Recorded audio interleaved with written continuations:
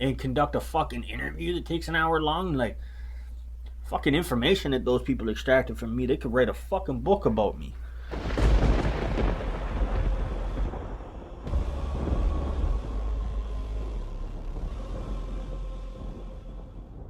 Growth gang, welcome back to another growth talk. Today we're gonna do something a little bit different.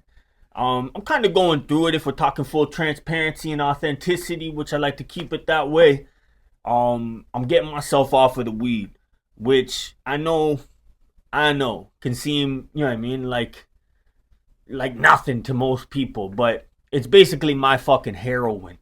Is like the easiest way to put it, man. Like you know what I mean, I abuse it, I use it in ways that is not constructive, and it dumbs me down. Like my mom literally says it like this. She's like, when you are smoking, she's like, you're literally the equivalent of a cardboard cutout of yourself.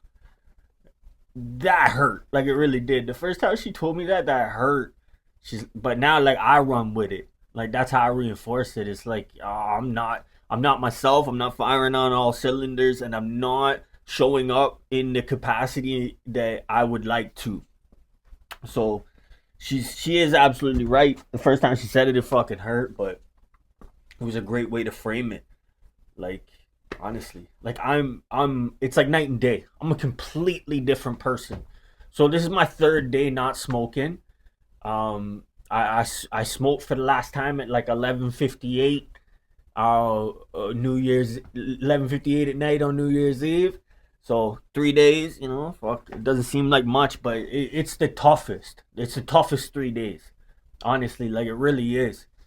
And like people can downplay it all they want, but like man, like I let's put it this way, like just one reference. Like I sweat through my blankets and sheets for the first 2 nights, if I'm even lucky enough to sleep. Like usually the first night I don't really sleep. Like I end up just kind of tossing and turning until my fucking alarm goes off, and it feels like I didn't even sleep. And then, but for 2 nights, always like I literally have to do my bedding, do laundry the next day, because like I soak clean through everything. Honestly, like it's crazy. So people trying to tell me, you know what I mean, if people are trying to say like, oh, you know, weed isn't like that bad of an addiction, this and that, okay, sure, you know what I mean, fuck, don't throw stones from your glass house or anything, you know, but whatever. So today's gonna be a little bit different. Like I said, like I'm feeling a little off. I'm actually feeling a little bit better than I've been feeling, but I'm off. Like I am. I'm just not feeling myself. So I'm gonna do something a little bit different today. Instead of discussing like a personal development topic, because like I didn't throw a Q&A in my stories or anything like that. Like it's been a rough couple of days, but that's life, right? Like when you're trying to do better, like you're inevitably gonna have to go through some shit. And if you think that, you know what I mean, it's all smooth sailing and clear roads, well, like you got a fucking hell of a wake up call coming. But anyways, so what I'm gonna do today is I've been loosely referencing like getting deported from Mexico. And I get DMs every fucking day like, bro, what happened in Mexico? Like, why are you back? Blah, blah, blah, blah. And like, it's honestly such like a depressing topic that I don't even like explaining it. Like, I don't even like talking about it. Like, so I'm going to do it once here. And if anybody has any questions about Mexico moving forward, well, I'll just send them this YouTube link. So let's get into it. So back in August of 2024, I started boiling it down to a suitcase type shit. Like I literally either sold or gave away everything that I owned that I couldn't fit into a fucking suitcase, and moved to Tulum, Mexico, September 1st. Now, when people like, yo, why are you moving to Tulum? Blah, blah, blah. I had no clue. I literally didn't even know. Like, the only way that I could even reference, like, what Tulum looked like was the Tulum Jungle Gym, which is, like, a horrible misrepresentation of, like, Tulum. Like, you would think that, you know what I mean? Like, it literally, like, I don't know. Go and look up the Jungle Gym in Tulum. Like it's all like wooden weights and this and that. Like I literally thought that I was going to the jungle and like that there was no commercial gyms, there's no commercial grocery stores, I mean nothing. And like, but I was totally cool with that. I was ready to embrace whatever I found.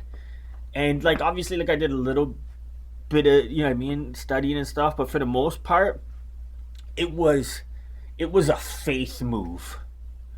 I was called to do something, and in absolute faith, I surrendered and yielded myself to that and boiled it down to a suitcase and moved to Tulum, Mexico. I had never even had a passport 3 weeks prior. In my 30, I'm 36 now. In my At the time in my 35 years, I'd never even had a passport. I'd never left the country. Been across the country numerous times and lived all throughout Canada and like almost every major urban center across this bitch. But like I'd never left the country. And so anyway, so I boiled it down, moved to Tulum, Mexico, got an Airbnb for a month, and was just gonna go there and make it happen. I've been trying to parlay my in-person coaching into more online coaching, and then even furthermore building like a men's network called Growth Gang on the School platform. That's SKOOL for anybody that's living under a rock and doesn't know about Alex Harmosi's acquisition with School.com. But it's just it's a platform in which you can build out communities, and like it just has such great utility within it. Like I really love it. I've experimented with a couple other platforms like Circle and a couple other things, but School is the one. Like it really is. And it's not just because of Alex. Like Alex's genius is definitely bringing like innovative factors to the platform. Um, as far as streamlining like the processes and business and everything, because that's just who Alex is. But it's just a great platform. Like, and so I've been building something on there called Growth Gang. And basically, my ambition for it is like I want to build a do-it-yourself classroom available to anybody, any man in the community, that they can watch my little 2 minute like bite-sized how-to videos on everything personal development. Like if you're literally like just a beginner, you know what I mean, show you how to put together a gym routine, understand splits, teach you basics of nutrition, stuff like that, and then we get into the more intermediate and the more advanced stuff. I run it in those three sections. Like I have a beginner video, an intermediate video, and an advanced video for you to evolve the process. But so I've been making those videos and I've been getting the community together. It hasn't exactly gained the traction that I wanted. I get distracted a lot. Like I won't lie. Like that's why I went to. That was one of the reasons why like I went all in and just decided, you know what, I'm going to fucking Mexico, because the only thing that I could do to generate money and to move myself, you know what I mean, to support myself would be to build the school community and to move into the online coaching space in a bigger way than I currently have. And so I went there to do that. A lot of other opportunities presented themselves, and I actually wasn't even there for that long. I was only in Mexico for like 6 weeks. It felt like 2 years.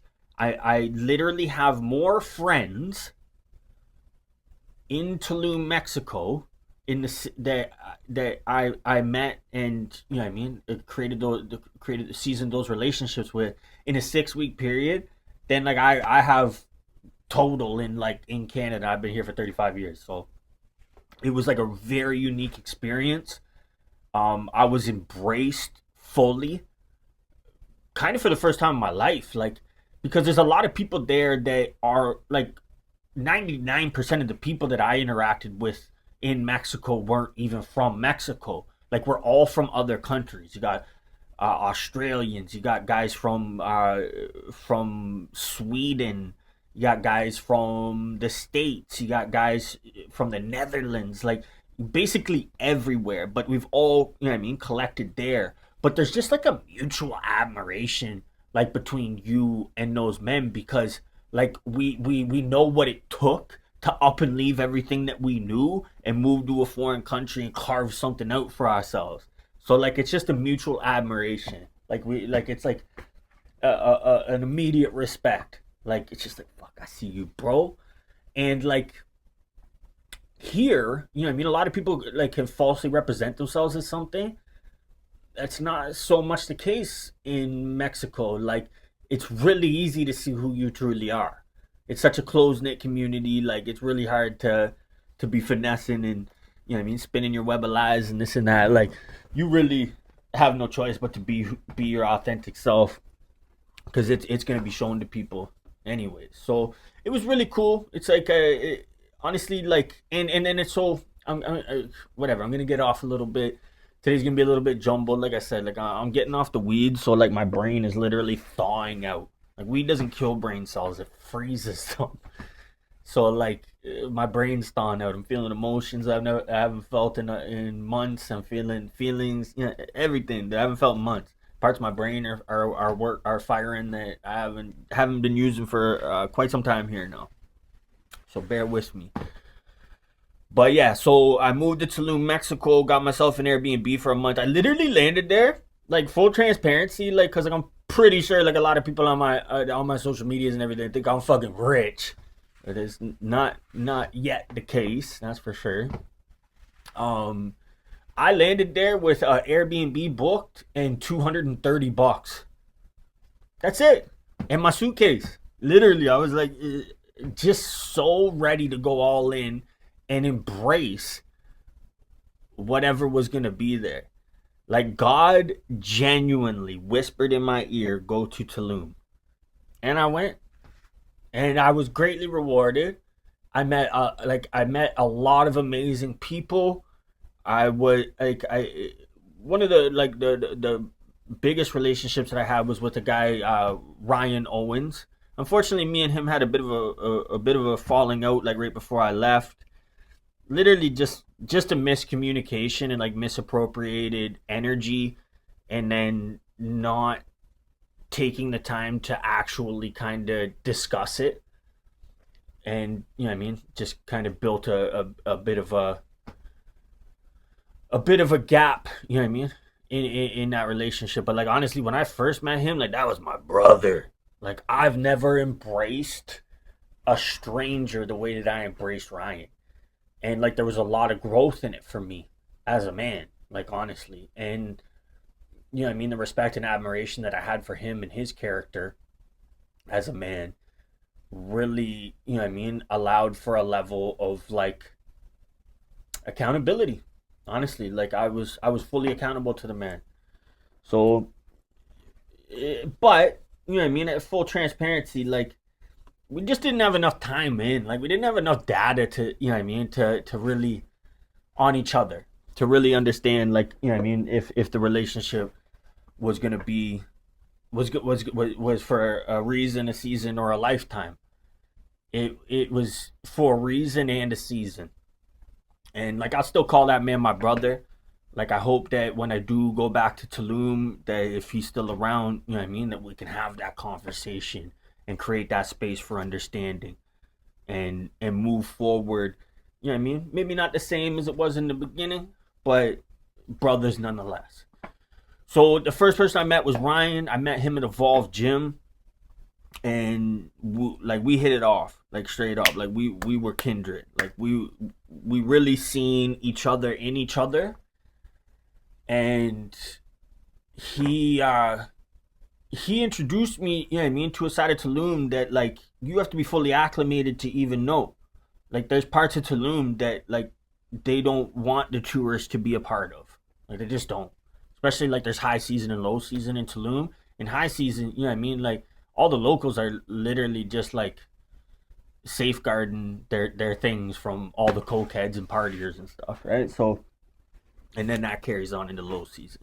I was there at the tail end at the end of low season, and really got established quickly. Like it was nice, but it was really due to him. Like I won't lie, because like he like you truly have to be like acclimated in the community to to see and be shown, you know what I mean, all the things that I seen in such a short period of time. Like he had been there, like he's from somewhere in the West Coast in the States, I believe San Francisco.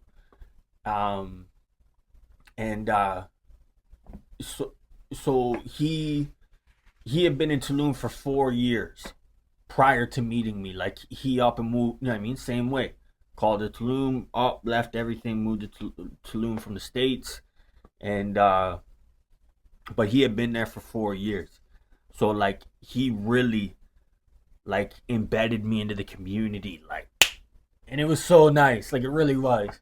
And I'm glad it went that way because like now looking back, like you know what I mean? I wasn't I wasn't gonna be staying there. So everything happened so quickly, right? Like I got the sped up version of getting acclimated into Tulum. But anyways, and then from there, Ryan brought me to a men's support group called Mentorship, where I was introduced to my brother Evan Seinfeld, who he was in a popular band. He's a bass player from a popular band in the '90s called Biohazard. They toured the world. You know, I mean, bigger band, honestly, like a bigger band. They've toured with all of the big names in rock music and stuff that you could think of. And he's actually still going. They broke up for 10 years, and they just got back together, and they're doing festivals and stuff again. It's pretty cool. But he's now my mentor, or I guess I should say my mentor. But he embraced me very closely and brought me into the fold of mentorship on the business side. Um, we definitely were on the same mission, like that men form our societies. So if we have problems within society, then we have problems with our men, and if we want to fix the problems within our society, then we need to heal our men. And he definitely does that. He provides a safe and vulnerable space called the Circle of Brotherhood at his home in Tulum. Had hundreds, if not thousands, of men come through those meetings, and me being one of those men, and honestly, just such a beautiful thing. Like you go around, you say, "Oh, my name's Don McBride. Now I'm 35 years old and I'm a man." And they have this little tribal chant that anytime anybody says I'm a man, which there are a couple cues, like within like your introduction and stuff, where you would say, or your share, well, where you would say I'm a man, and everybody in the circle does a tribal chant and goes ah ho when you say and I'm a man. It's deep, like it is, like it's so nice to be seen and understood for being a man, like, because it's not easy. Really isn't. Like you know what I mean, the world isn't set up for us. Like we have to create our value. We weren't born with it. So but yeah, so got introduced to him, and then through that room met so many cool people, like so many cool people. I met a guy, co-founder of Yahoo, Richard Reig. That was really fucking cool. I was working with him on content strategies on a new book that he wrote called The Champion's Way, with Anderson Dorrance. I can never pronounce that man's name, but he's like the North Carolina women's soccer coach, like one of the most renowned coaches in female soccer. And so they co-authored a book called The Champion's Way, because like it's long been known, like he coaches from core values and principles. So like it's a bit of a different approach, and the book really lays the foundation and explains, you know what I mean, like the necessity of core values and principles and how to start forming your own. And really cool book, honestly. But like that's just, you know what I mean, one of the very interesting men that I was afforded the opportunity to meet as a result of that space. And it went on from there. I met, you know what I mean. I don't even want to list names because there's so many valuable people, and I don't want anybody to maybe feel left out if they happen to see this. But a lot of beautiful people, a lot of beautiful souls. I got to connect. I had the pleasure of connecting with while I was in Tulum. So I got myself all established. I bought a brand new dirt bike. Fucking, I had a penthouse studio condo with its like in Tulum, which is like you know what I mean, like one of the more high end developments in Tulum. And I had a studio penthouse apartment with its own private rooftop pool, like its own private rooftop balcony with its own pool. Like literally used to go up there every morning, butt naked, and do a cannonball into the pool. But yeah, like honestly, it was so beautiful. I got established at a couple commercial gyms. I was making money. I was involved with mentorship. Everything was going really, really good. And so I'd finally gotten myself established. The whole plan was to send for my dogs. I have two pit bulls, and I was fortunate to put them at my sister's house while I went and figured out what it was all going to look like in Mexico and get myself established before I brought them there. And it turned out that like I thought it was going to be an easy sell, right? Like trying to get somebody to bring my dogs to Mexico for me. It was like a free trip to Mexico. It's like, fuck, I'll put you up in an Airbnb for a week and pay for your flights in and out. Like, I thought that was going to be an easy sell. Turns out it wasn't. And, like, I had a really hard time trying to get somebody to bring me the dogs. A couple people were circling the commitment, you know what I mean, but kept falling through and stuff. But, so finally, what was it? It would have been like October 13th. Said, fuck it, flew back into Toronto from Mexico to get the dogs. I was here for 5 days, so I tried flying back in Friday, October 18th. At which point, like when you walk up to the desk and like you hand them your passport, I handed the man my passport. He opens it up and looks at it, looks at me, and puts it on some scanner thing, and then goes, "Oh, come with me," and walks me over to like what we would call secondary here, but it's just like the immigration office.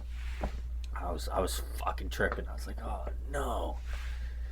So yeah, like so they took me over there and like for 3 or 4 hours I'm trying to have a conversation with a really hard body Spanish lady in her mid 50s wearing full combat gear who didn't speak a lick of English. Like not even hello.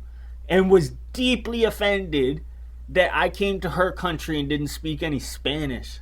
So like it just wasn't good. They literally like they got a translator to come and help with the conversation, but it was literally like an 18-year-old security guard who worked in the airport who I would proclaim knew maybe like a TikTok English at best. Like we're not talking like communication skills. Like it wasn't good. So honestly, like I have a bad record. I do.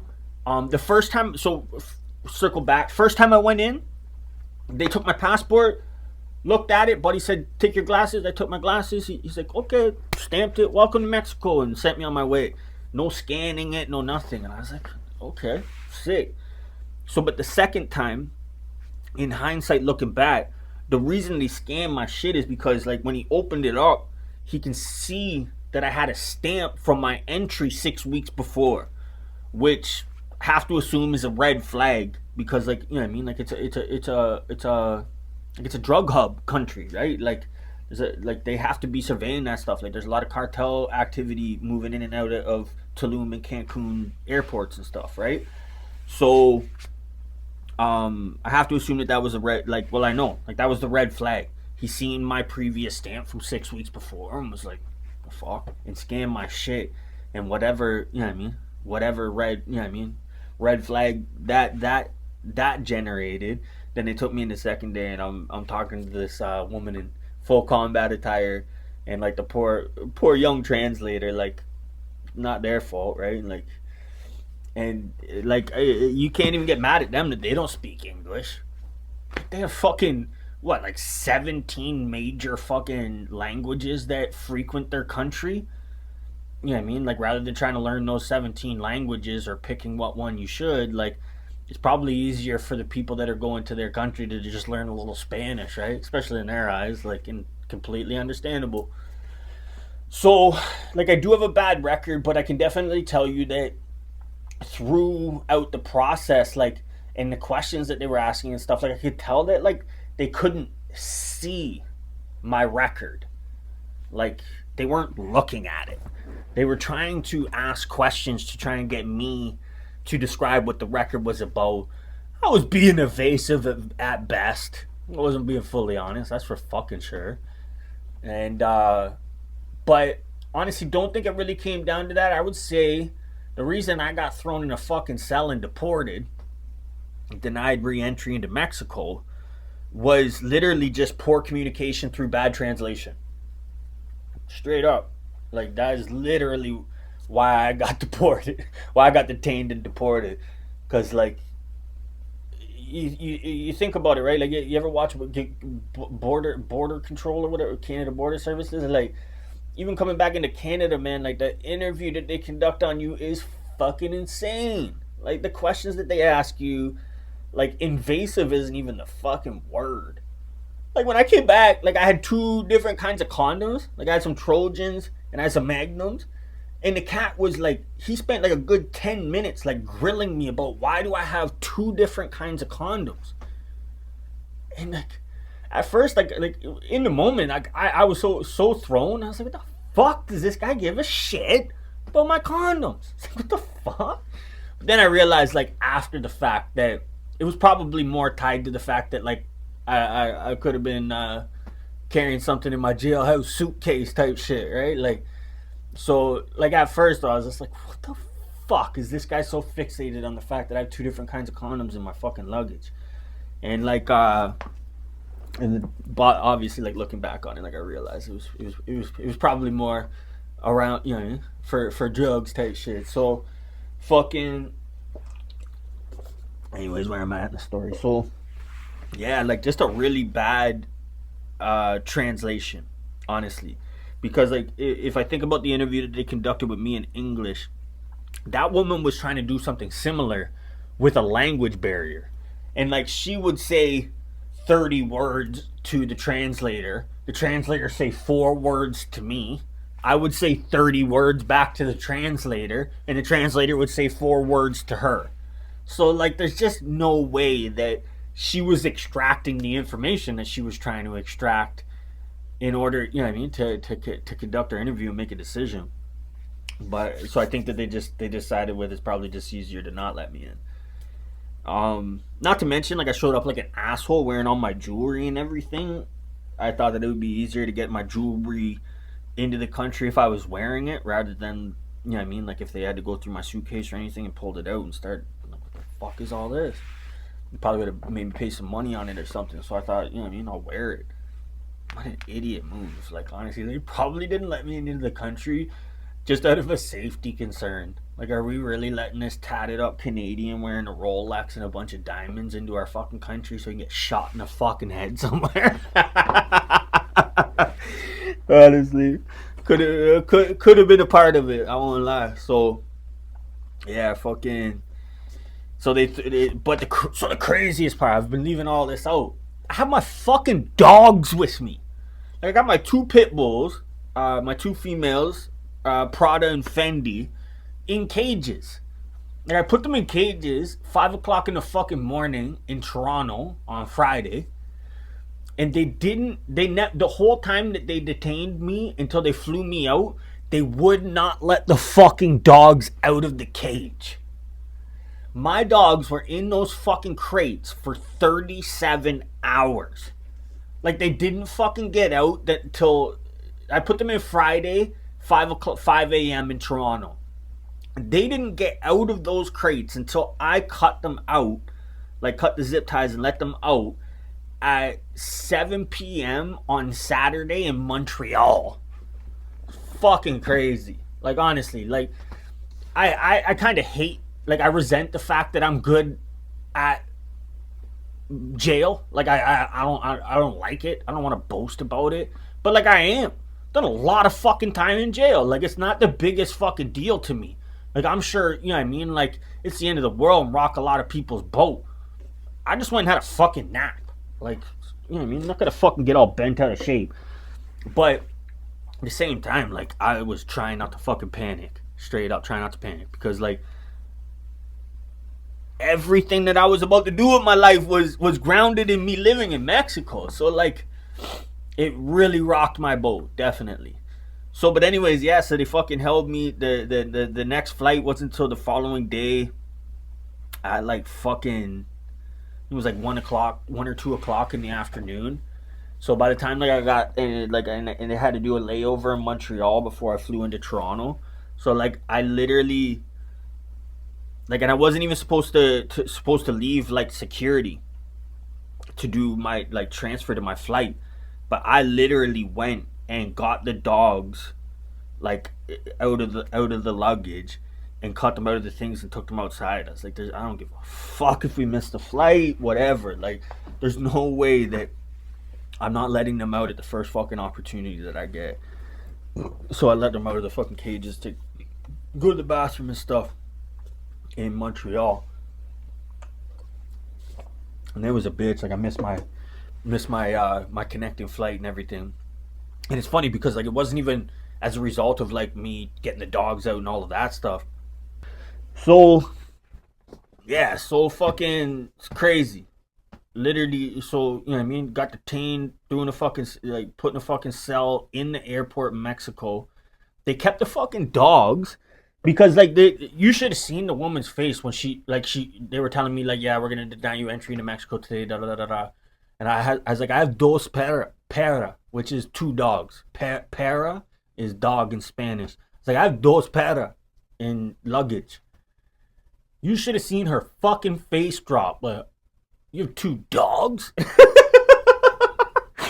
Fucking crazy. They did not know, like you could tell, like they did not know how to handle that. And mind you, like Tulum's a new airport. Like it had only been open for 8 months at the time. So like they didn't even know how to fucking handle it. The poor woman, like the liaison officer from Air Canada that was like responsible for, you know what I mean, holding on to the dogs till I came to get them type shit.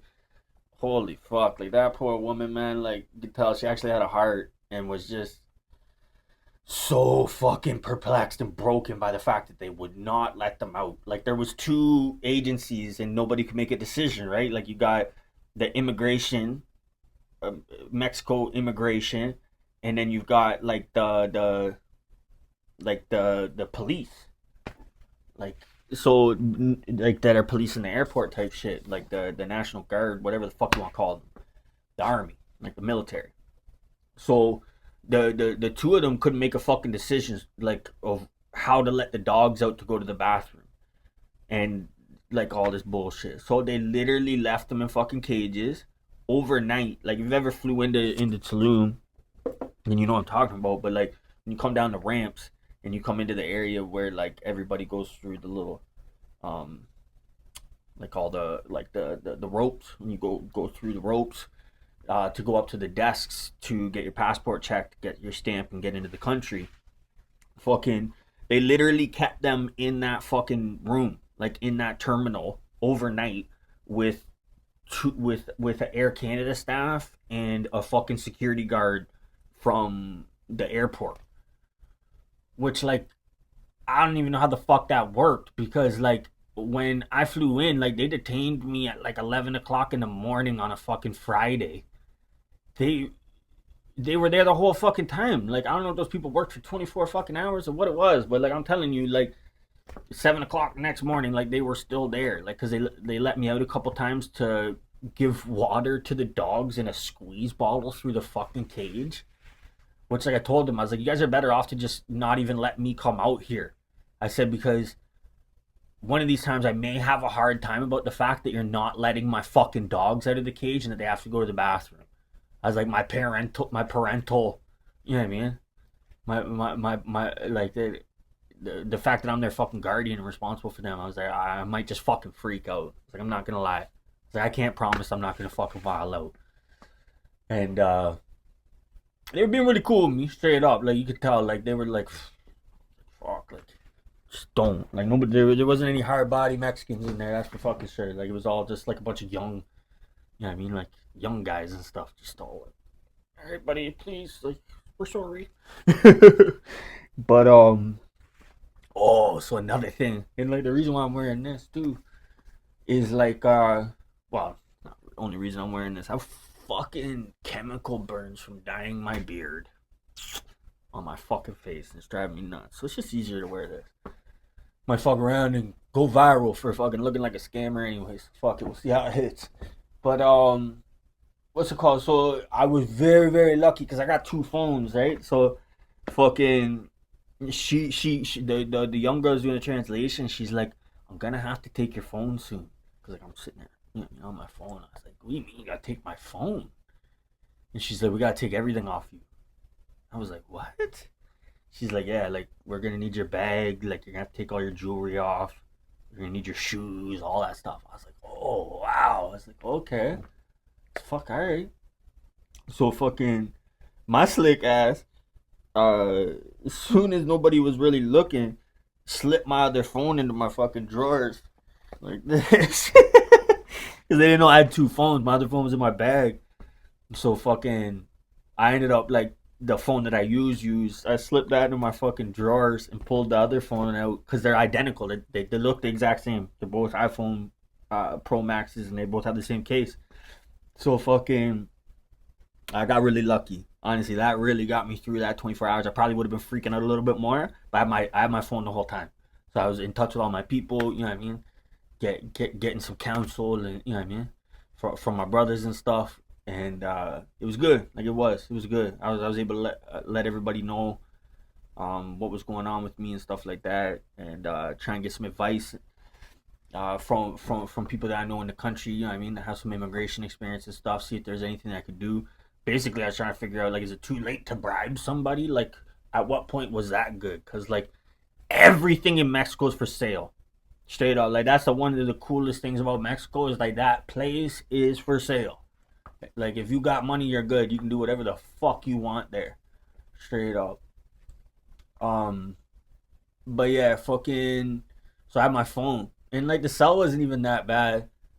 Actually, like I could probably even put it in the video because like I have pictures of the cell. Maybe I'll do that. Maybe it'll pop up on the screen right now. A little picture of the cell in the fucking bathroom in it and stuff. Really wasn't that bad. All brand new because it's a new airport, right? It's all brand new. Blankets were fresh out the fucking wrap. The mattresses literally still had the plastic on them. Like I peeled the plastic off the mattress that I was using, and like they gave me a brand new blanket and shit. And if like obviously like you know, if you know me, you know like it wasn't great for me because I'm a fitness guy and nutrition is very important to me. And I like to eat clean and healthy food. They fed me Carl's Jr. the whole burgers the whole fucking time. It's fucking hilarious. Like in Canada, you literally get like a fucking Nutri-Grain bar and a black coffee. But they were feeding me fucking Carl's Jr. burgers and fucking onion rings and pop and shit. So that wasn't too bad. Um, and to be honest, like overall, like it really wasn't a bad experience. Like shout out to Mexico, shout out to Tulum. Honestly, like if you're gonna get detained and deported from somewhere, like that was the smoothest process in which it could have happened. Period. Straight up. But it fucking broke me. Straight up, like full transparency, being vulnerable, being honest. It fucking broke me. I guess I could take my fucking phone out of my drive. Fucking, it broke me straight up. Like when I said I sold and gave everything that I owned away and shit. Like I gave my apartment away. So one of the apartments that I have is in the Greater Toronto area in a city called Ajax, and it's a rent locked apartment. Like the fucking rent's only like 11.86 a month or something. Like my neighbors across the hall who have just moved in are paying 22.50. So like even the whole time I was in prison and shit, like I paid rent. I paid the rent on that fucking place. I wasn't gonna let it go. It's like fuck, man. Like even if like I'm fortunate enough to be experiencing you know what I mean, financial successes where maybe I don't need this. Well, I have a lot of brothers and sisters and shit. Like there's always gonna be somebody that could benefit from having an apartment that is literally like half price of like average market rents right now. And it's a beautiful apartment. It's a huge 2 bedroom apartment on the 16th floor with a view of Lake Ontario and shit. Like, it's a nice spot. Underground parking. It's got a gym, sauna, all that stuff in the building. Like, it's a nice spot. And it's not even $1,200 a month. So I gave that to a good friend of mine when I left, because like he wanted a spot for himself, but it was more so like for his dukes and his younger brother, like to live. Like, that was the original idea. Is he was gonna put his mom and his little bro in there. He ended up like taking it himself and whatever. But so when I came back on the 13th, that's where I stayed for the 5 days. I was gonna get an Airbnb. He's like, bro, just come here. Like, what the fuck? So I went there. I stayed there for the 5 days, and then when I got deported and sent back, he told me, he's like, bro, he's like, you're coming here. And I was like, nah, bro, like, you literally paid first and last for that place. Like, that's your home now. Like, I can appreciate, you know what I mean, where you're coming from, but at the same time, like, I gave that to you. Like, that's your space. That's your home now. And he said, well, I wouldn't have it any other way. He said, blow a fucking air mattress up in the living room and stay as long as you need, bro. And it's like, okay, like, and honestly, like, shout out to him. Honestly, he's a real one, because like I went through like a really bad bout of depression for the first month, like really bad, like had a hard time getting out of bed. I was fucking smoking like a stupid amount of weed. Like, I could barely even speak. I was so fucking cooked, like just cooked.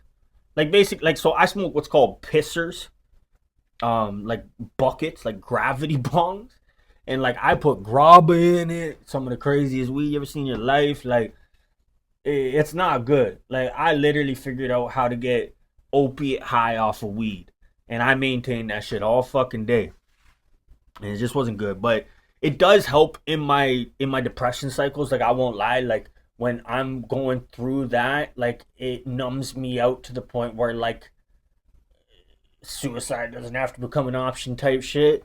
You know what I mean? Like, I go through such a bad bout of depression circumstantially. Like, it's not a chemical thing. It's circumstantial. I'm very fortunate for that. Um, that like weed's like the only thing that really helps, honestly, because like it numbs me out. Like, it makes it so that, you know what I mean, the things that I'm feeling aren't necessarily getting through and hitting the way that they could.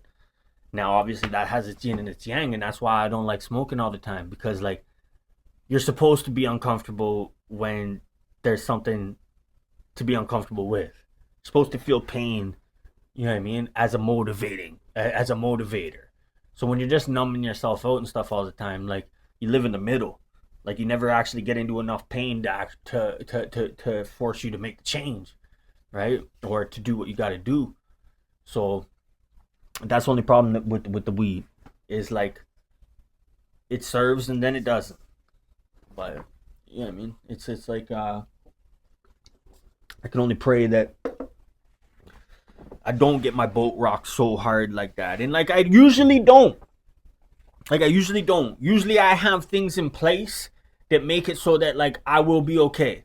Whether that's the gym, that's eating right, my relationships, my support systems. Like, I always have some stuff that's gonna mitigate the situation.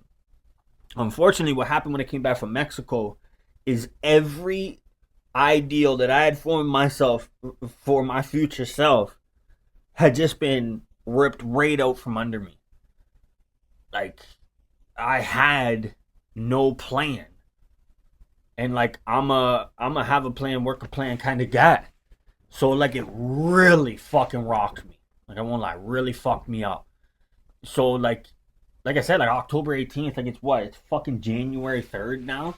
Like, I literally spent like 2 months like just not doing good. And you know what I mean? Like, I'm not gonna get down on myself about it. Like, I definitely could have handled the situation better. And like I said, I usually have those foundational things in place that make it so that, you know what I mean, when something fucking rocks my boat, we don't get capsized like that. You can't tip me over. I have my things to, you know what I mean, keep me balanced. So you can hit the boat, but like, you ain't gonna flip it. You ain't gonna tip it type shit. It tipped this time. I won't fucking lie. And it's cool because I learned a lot about myself throughout the experience. And then I also get to enact like an extreme level of tenacity and discipline to get myself off of the weed because it's so hard. Like it's so hard. It's like you have to be willing to start feeling all of the uncomfortable feelings again. Not a lot of people are willing to do that. Not a lot of people are willing to intentionally step back into the discomfort when they have a way out of it. When they're presently in a way like utilizing something that mitigates that, and so they don't have to feel it like that. Not a lot of people are gonna make the choices. Be like, you know what, fuck it, I'm going back into the fire, boys. So I'm fortunate that you know what I mean. Me and my character, like it takes a while, and like there's a process to it, but I get there, and I'm very fortunate for that. And every time I do, I get a little better, get a little better at getting myself out of it. So and being aware of it. Like fuck, when the first couple times it happened, I didn't even know what was going on. Just like I can't get out of bed, like I just can't. It's like I would kind of rather fucking shoot myself than get out of bed right now. Which is so weird for me. Like anybody who knows me for real, like I'm not normal, man. Like I'm up every day, 3:30, 4 o'clock, like fucking getting in cold plunges, going to war and stuff. Like it's tough when I get to that place. It's like I don't even want to get into bed.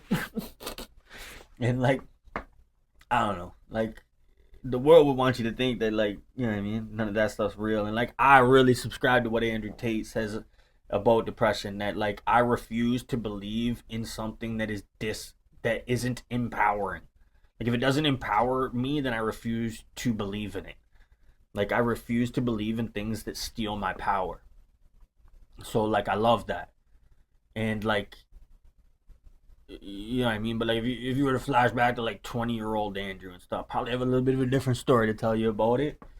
But you get better at implementing the things like the checks and balances to make it so that when it when devastation hits like that it doesn't hit so hard, and then it doesn't like rock your whole constitution type shit.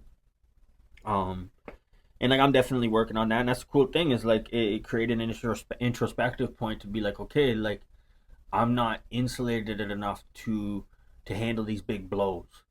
Now, mind you, I had really stepped out of everything. Like it was the perfect storm for it to happen, to be honest. Like because I had stepped out of everything that I was certain about, everything that I knew, and embraced complete uncertainty and stepping into a world that I knew nothing about or how to navigate. And and then being so all in on that. Like I took everything of mine to Mexico except for the dogs. Like the dogs never made it. Like actually, I still have most of my possessions are literally still at my friend's house in my fucking suitcase in Tulum. Sold my dirt bike, got rid of the condo, stuff like that. But like almost all my possessions are still there. My MacBook's still there. All my shoes are still there. Fucking, I literally have two pairs of jeans here. But yeah. Anyway, so fucking like it was the perfect storm to really lay, you know what I mean, lay that down, and like and to create like such a devastation that would lead to that type of depression. Because like you know what I mean, I was just everything like I had stepped into such a level of uncertainty that the only thing that I was certain in was my faith, and that you know what I mean, that this was the path I was to walk, and that this is what God wanted for me. And I could not understand why God put me in the midst of everything that I ever wanted. Like I was connected to my purpose. I was creating relationships that like I have never managed to create in all my years here. Like I just haven't. There were so many false constructs of and layers, false layers of my identity just being shed away. Like I honestly, it was probably the most beautiful 6 weeks of my life. So you know what I mean? Like I now know like everything happened. Like well, I know everything happens for a reason. So I'm still trying to kind of, you know what I mean, get a grip on like what was the purpose of this? Like, why would God uproot me from everything that I thought that you know what I mean, thought that I wanted and that I had actually got starting to getting a taste of it? Why the fuck did he pull me out of there and put me on a fucking air mattress in the fucking GTA with no support systems, no or with very little support systems, no friends around, no way to make money, no nothing. Like I couldn't believe it. But honestly, like everything is in his design. So it took me a month or two, but I have now successfully re-yielded myself to his plan for me, and just trying to be a clean vessel who continues to expand and grow on my vessel so that I can hold more and pour more into others. The circumstances, well, I'm trying not to be so attached to them. Like they say, man plans and God laughs, but like my OCD definitely likes me having a plan for my life. And like I always do, but now I'm not so attached to circumstances and stuff because I know that the contrast point is devastation. Like straight up. So like I'm not so fixed on things. I'm actually more like fluid in my faith in the fact that it's like wherever you gotta take me, bro, let's go. Straight up. Like I wake up like for the last couple of days when waking up, and I was like, the first thing I say is thank you for another day. May my will today please you, and serve your children. Whatever that looks like, straight up. Like whether you know what I mean, whether I make it here and do this, whether I get on with some coaching clients, like whatever you know what I mean, whatever the fuck it is, straight up. Like I'm down for whatever. Like wherever you got to take me to, you know what I mean, so that I can be of service. Wherever you got to take me, so that you know what I mean, like I can share that word with somebody that could be the difference maker in them taking their life today. Like take me where you gotta fucking take me, bro. And like relinquishing that control has been like very freeing, honestly. Like it really has. Like I just like I realized it's like okay, like I didn't act on faith, move to Tulum, do all of that just to get upset when you know what I mean, like it backfired on me, so to speak. But who the fuck am I to even try and interpret and understand the grand design? Like there's probably something, you know what I mean? Probably something larger afoot here. I haven't seen it yet. I've been diligently looking for it. It's like okay, like I'm always the guy who's trying to find like the silver lining in a shitty scenario. So like I've been desperately trying to figure that out. It's like fuck, like why did you put me back here? Why am I back here? And like I have gotten some answers. I believe that like I am supposed to carry on a sanctioned chapter of mentorship for men here in Toronto. I think that if men were suffering the way that they were suffering in fucking paradise, I can only imagine what the conversations are gonna look like here. Like men are really going through it here. Like the old boys, like the factory worker type, you know what I mean, type guys that have their decent truck and you know what I mean, they got a nice house, take care of home and stuff like that. They could just come home at night, have dinner with their people, and then kick off, watch a game, drink some beers and stuff like that. You know what I mean? They got to go to work and then come home and find peace. But now they come home from work. They go to work to solve work problems, and they come home to solve work on home problems because work is no longer carrying the payload of home anymore. And like you know what I mean, like that's it's widely throughout the world, but it's a big problem here in Canada. Like living, a cost of living is here, and what people are earning is here. It's just not good. Like if you're not a dual income fucking household, you're fucked. Like you literally can't even rent a bedroom here for $1,000 a month. And I'm not gonna get into the whole fucking complaining and stuff, but like it's a fucking problem. So I do believe that in whatever fashion that it is for me to take what I've seen, embraced, and experienced with mentorship in Tulum and bring that to men here. So like that is definitely one of the missions. Um, but I've been realizing that like in Toronto, like we don't have all the time in the world like guys do in Tulum to show up to an in person meeting and embrace that experience. You know what I mean? Physically, it's a lot easier if we just do it in the online space for Toronto. Guys can jump on the Zoom call and participate while they're on the highway on their way home type shit. You know what I mean? Like you can do it from anywhere. And like commute time's also a big deal, right? Like depending on where like I'm hosting it, like some people might have to traverse an hour's traffic just to fucking get there and back. You know what I mean? So if the meeting took 2.5 hours and they got 2 hours traffic, like there's not a lot of people in Toronto that can dedicate 5 hours of their fucking lives to come to a fucking meeting. Like it would actually, you know what I mean, make it so that the value of it wasn't even landing because like you had to sacrifice so much to get there. So the benefits wouldn't even hit the way that they should. But fuck, did I cover all that properly? Yeah, I think I did. Like so, I was gonna try and fucking fly back in, but in Canada when you go to federal prison and you have more than two index offenses, which is like what they consider like like our first degree felonies in the states are called index offenses here in Canada.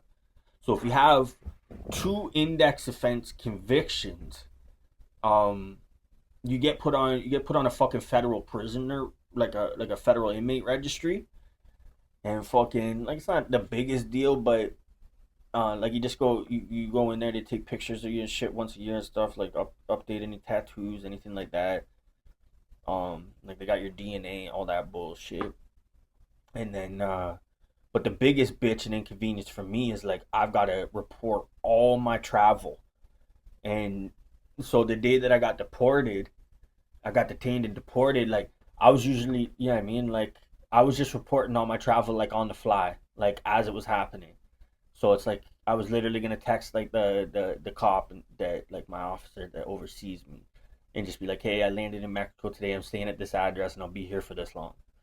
And that would have been totally fucking fine. Like that, you know what I mean? Like that's my obligation. Like that's me meeting that obligation. So that was the fucking plan. But unfortunately, I got detained and deported. So like I never actually made it into Mexico. So I never sent the fucking message. And then because like I wasn't hiding it. It was just like an administrative oversight on my part. When I went in for my fucking my annual reporting meeting, I said something about it, and she's like, "Wait, you tried leaving again?" She's like, "You never told me that," and I was like, "Oh, cause like I never actually even got in." I was like, I guess like I never even considered that I left because they never let me like even like get into Mexico type shit. I was like, so but yeah, so they fucking charged me with a fucking breach. I went, so I had to go December 16th for fingerprints and first appearance and get my disclosure and shit.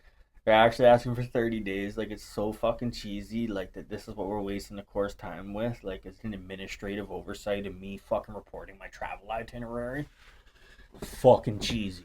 Straight up. But, what's it called? So,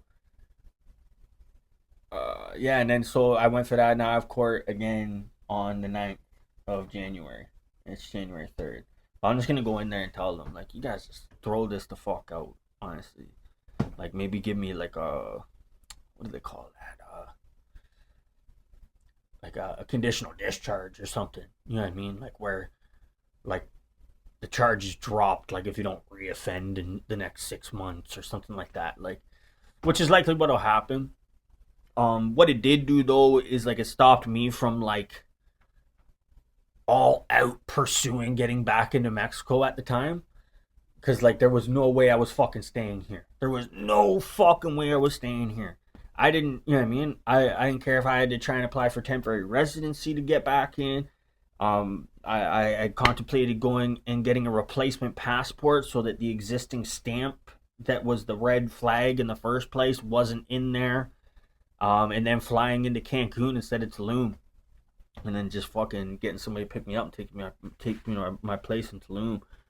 But yeah, so like the you know what I mean? The charge definitely like put all that on the back burner, which is cool because like, you know what I mean, I wouldn't be able to focus on anything but getting myself in there. Straight up. Like I just wouldn't. I do not want to fucking be here. I don't enjoy Canada. I've done 36. This is my 36th fucking winter. I'm over it. Like I am. I'm not one of those people that's like, oh, fuck Trudeau and all this bullshit. Like we do have a beautiful country. We really do. Like with a lot of freedoms and a lot of great supports. Just a lot of weak people fucking trying to pass the puck on you know what I mean, on the people out of some sense of entitlement that like their life is supposed to be better for some fucking reason without doing what it takes to do that. Like it's fucking nuts. Like, I actually said to somebody the other day, is like, you like they were complaining like about how it's like impossible to enter the housing market here as like a first time buyer in Canada. And like I used to really fucking, you know, fuck yeah, no, it's fucking crazy, blah blah. But like I don't talk like that anymore. Like if I can't afford something, I don't say that it's too expensive. I just say I haven't yet gotten myself to a financial place to be able to afford that. But what was I gonna say? Oh, so like digress back. Like I was saying to somebody the other day, they were complaining about that, and it's like you would have a way easier time increasing your income and your ability to enter the housing market as a first time buyer at those price points. You would have an easier time making more money for yourself than you will single-handedly changing the fucking housing market. like, like you can go make more money, bro. You may not collectively be able to fucking change the trajectory of a fucking of a country's housing market, but you can go make more money, bro. I'm telling you. I have to sacrifice some sleep or whatever, but like you can go make some more bucks, bro. So there's always that. Maybe they fucking throw that in there. You are never gonna fucking change the housing market, but you could always make more money. Like you are never going to change the price of something. Like I could call Lamborghini every fucking day for a year. Like I only have $20,000. I really want a fucking Lamborghini. They're not gonna fucking sell it to me, bro. Like that. It isn't how it works. But I could put in that same output and same effort and make myself 250 bands and go buy the car, right?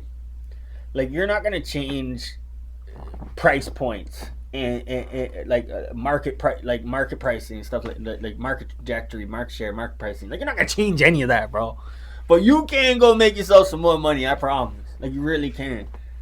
And like fuck, man, it's 2025. Like a million and one ways to make money, and a lot of them passively too.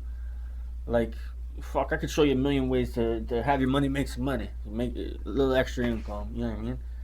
But I have no insights about how we crashed the fucking Canadian housing market.